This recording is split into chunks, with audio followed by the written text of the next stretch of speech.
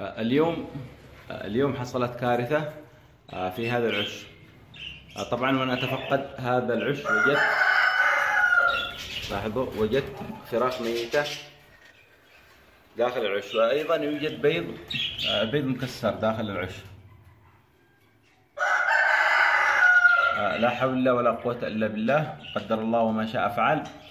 طبعا هذا بسبب الانثى، يعني انثى اخرى تدخل الى العش، تهجم الى العش وتقتل الفراخ وتضرب الانثى، لان الانثى يوجد انثى تريد ان تسيطر على هذا العش. وهذه المشكلة دائما تحصل في التربية الجماعية، هو هجوم الاناث على عش اخر وقتل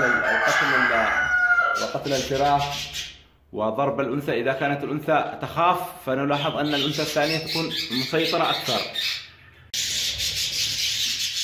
فضروري جدا ان نراقب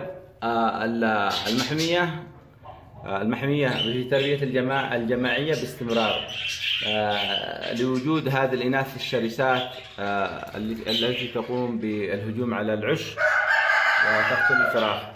هذا يسبب في خسارة في الإنتاج. فضروري جدا يا أخوان أن ننتبه، خاصة خلال التربية الجماعية. أما